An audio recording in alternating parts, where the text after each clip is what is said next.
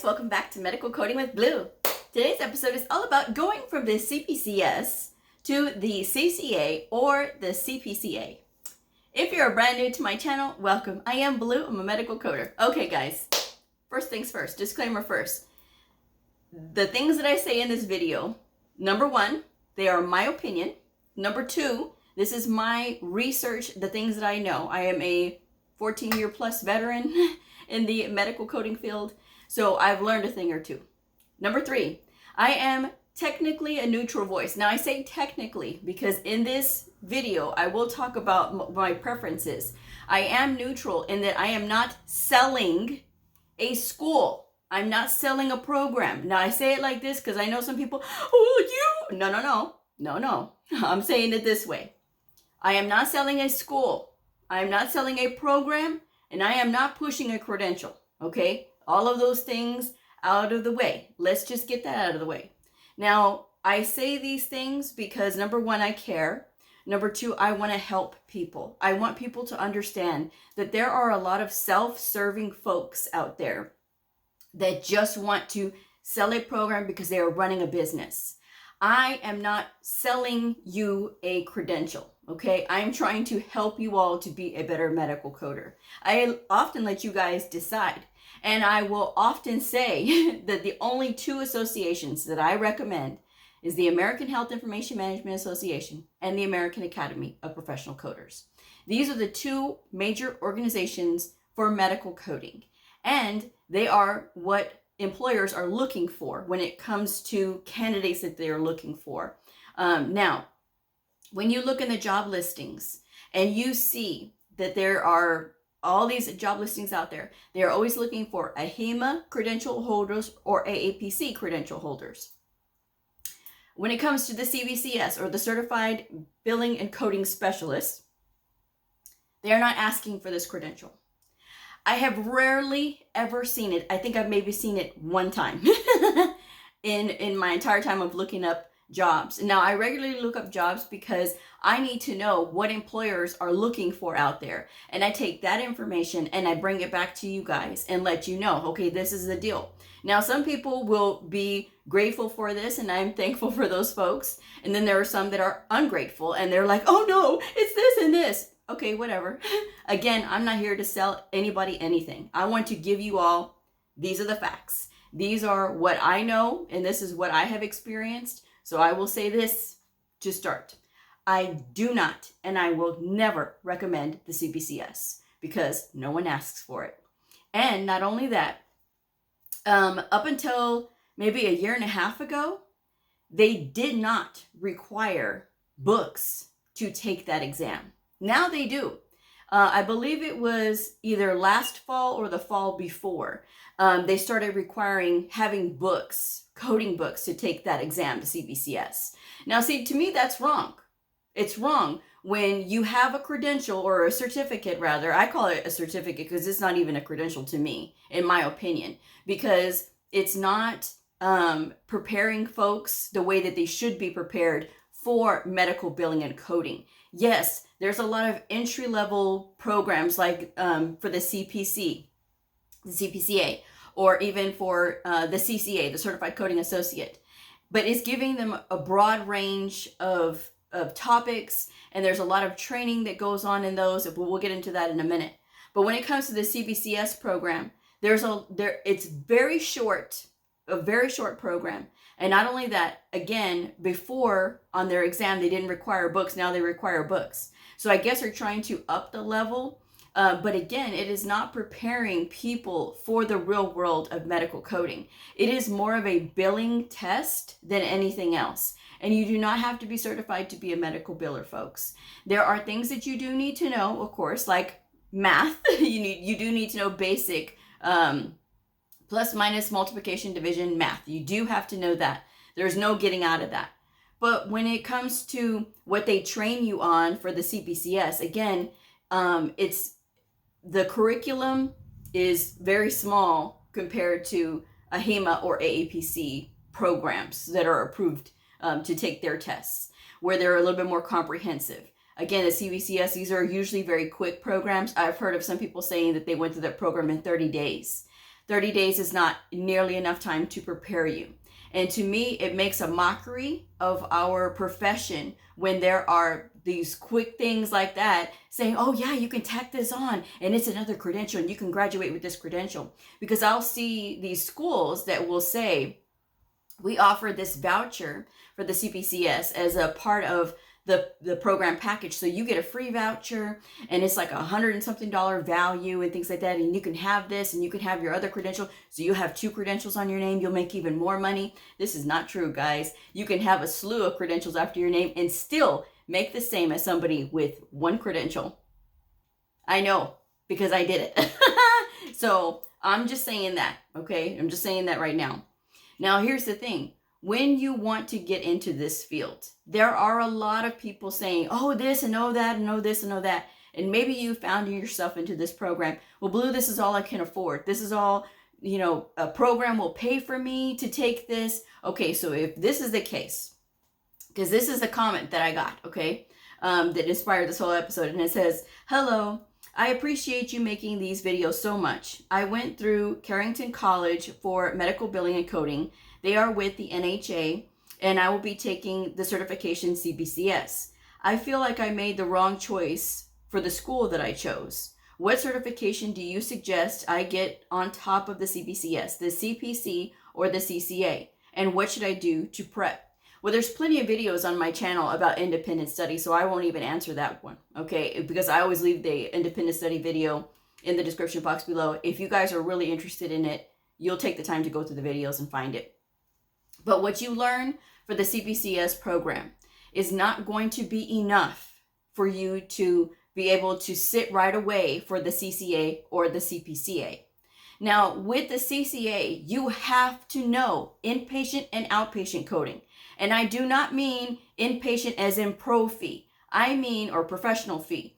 I mean inpatient as in ICD-10 PCS. And that is something completely separate from CPT. Okay, so that you have to know out of the way. If you are going to sit for the CCA, that is the junior version of the CCS, which is the mastery of medical coding credentials.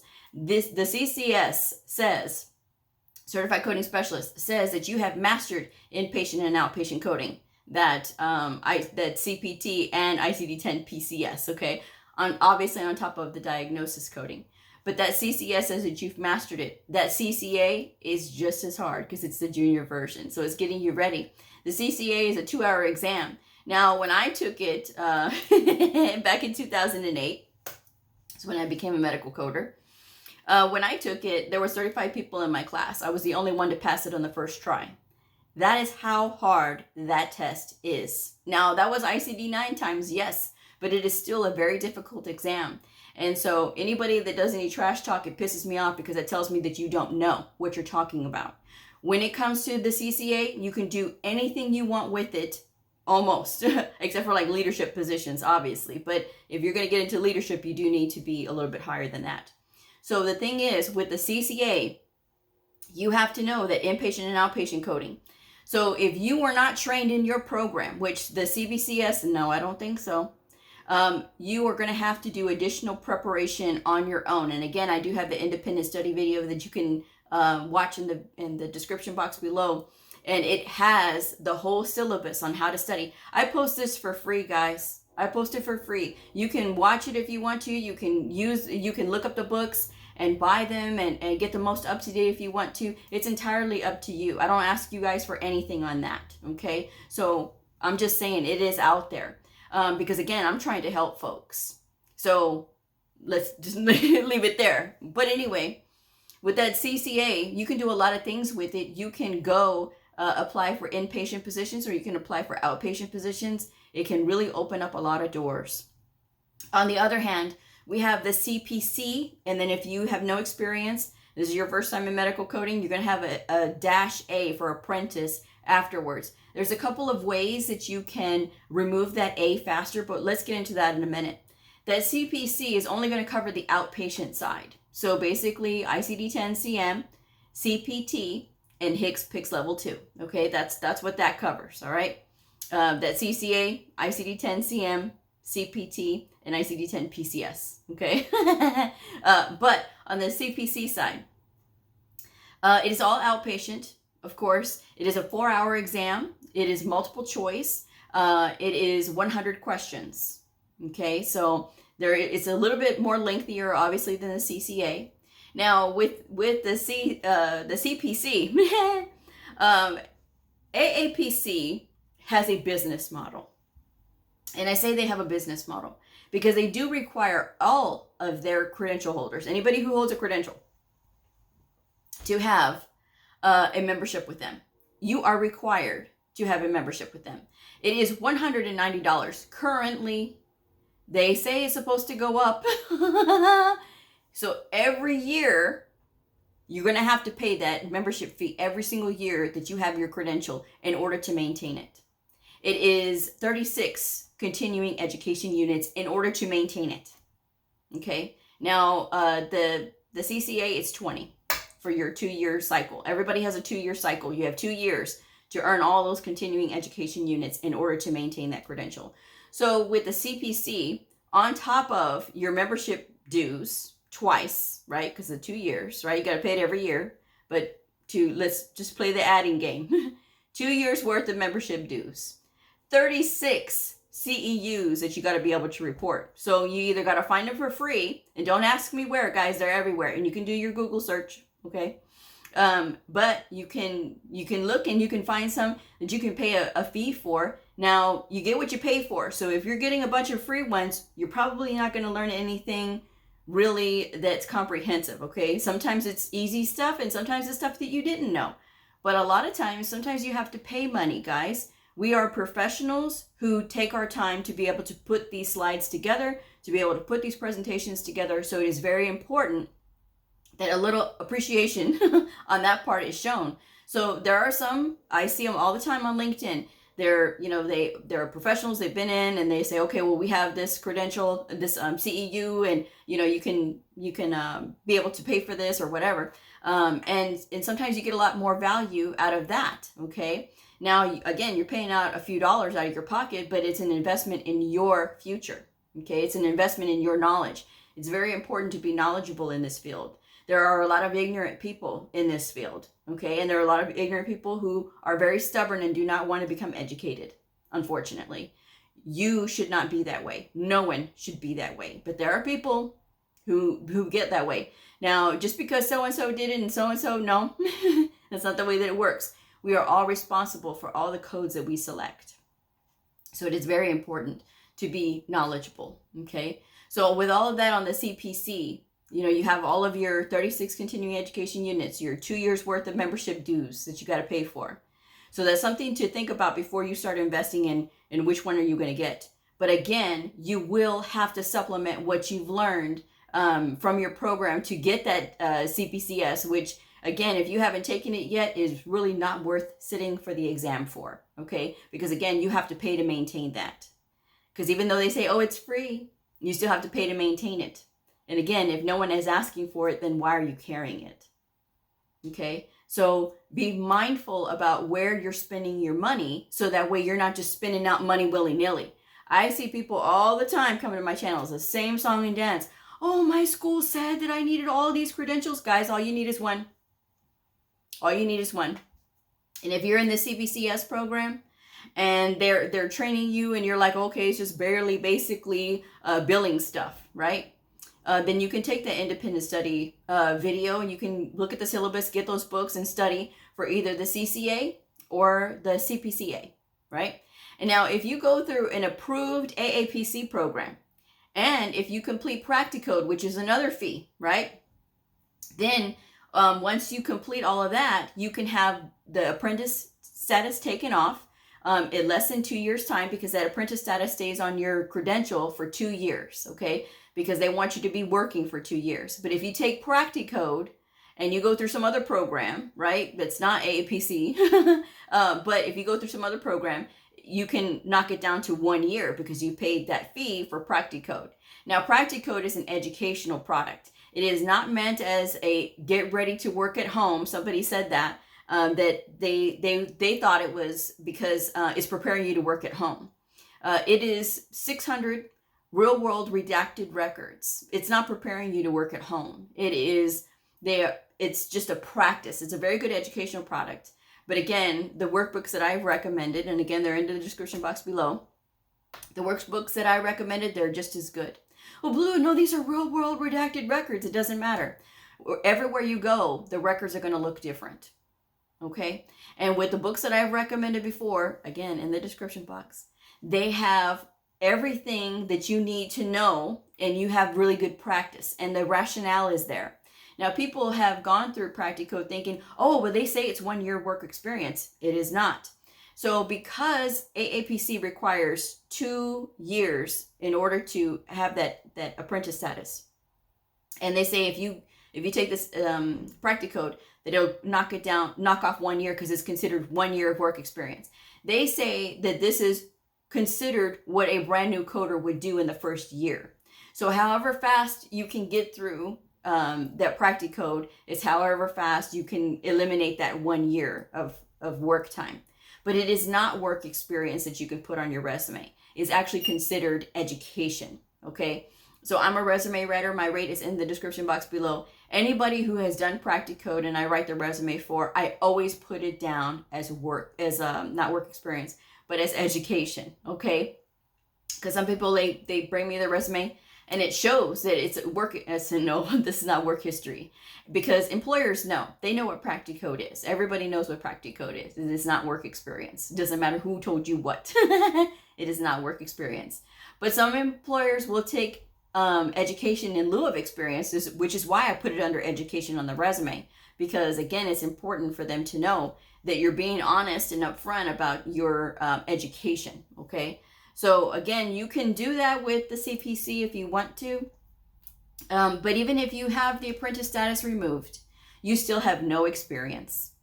And that's what it comes down to, guys. So why rush to get the apprentice status taken off? You can still get a job with it. People complain, oh no, I can't get a job with it. You can't get a job because either you can't pass an entrance test or you have a terrible resume. One of the two.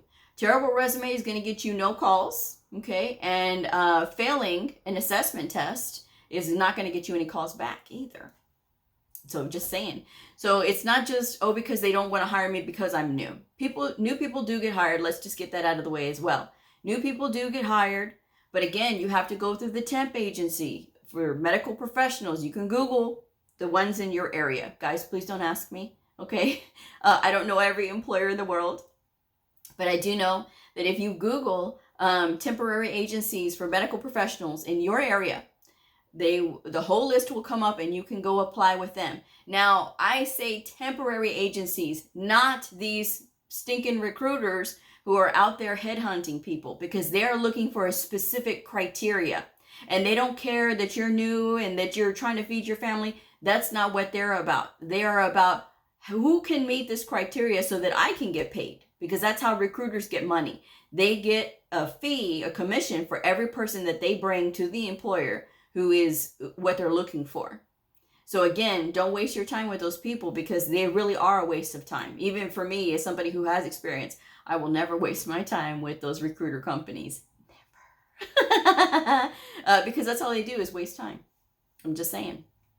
But supplement your studies. Again, don't worry about the CBCS. I would go for either the CCA or the CPC-A. Okay, either one of those. Now, I'm all the way with the HEMA, but I have always told you guys that if you want to go with AAPC, because AAPC is for people who have done their research and looked at the organizations. Some organizations are, people have different needs. And so to be able to look at the organizations and say, okay, yes, I want to go with them, it is totally fine, you know. And sometimes people will believe what they hear. And then when they say, oh yeah, the AAPC exams are so easy. Not true. Not true. Because I've seen really intelligent people fail those tests too. It really is on the individual. And it is on looking into what you're learning. Okay, guys? Because these tests are very specific. And all of their domains are listed on the websites respectively. ahima.org, ahima.org, and aapc.com. And it will tell you what is on the test and what to expect. So not the exact questions, but it will give you the domains so that you know what is covered on that exam. But again, guys, when it comes to this, when people ask me, well, do you recommend the CBCS? No, I do not. I will never recommend this credential at all because, again, or the certificate rather, at all, because it does not prepare you enough for the rigors of this field. Medical coding, guys, is a lot. Medical billing is a lot. But namely, when you get into medical coding, you are looking at rules for not just one book, not just for ICD-10-CM, the diagnosis, but also CPT and HCPCS level 2. And then if you're on the inpatient side, that ICD-10 PCS.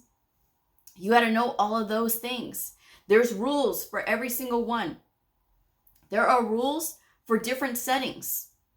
There are rules for different classes of people, right? Like pregnant folks, pregnant mothers. There's different coding rules for that. There's for people who have heart conditions, for people who have lung conditions, for people who have infectious disease. There's different rules for everybody. And then when you look at the procedures, there's different rules for that. And oh yeah, if you're coding on the outpatient side, there's a little thing called evaluation and management. The nemesis of a lot of people. I always tell you guys, don't be scared of E&M. E&M is not as scary as you might think it is, okay? A lot of people are scared of it because they hear other people be scared of it. And that's not the way to be, guys. There's plenty of resources out there. All you have to do is let your fingers do the walking, okay? Look at Google, and you will see that there are a lot of really good resources out there. If you are on my Patreon channel, I am regularly sharing just different things. Patreon, if you don't know, is a lot like YouTube. And it is, the current minimum pledge is $10 per month, but you get access to all the coding quizzes and the puzzles and everything else that I post every month. Not to mention, you get personal videos about me. So, if you're interested in that, that could be an additional resource for you for study.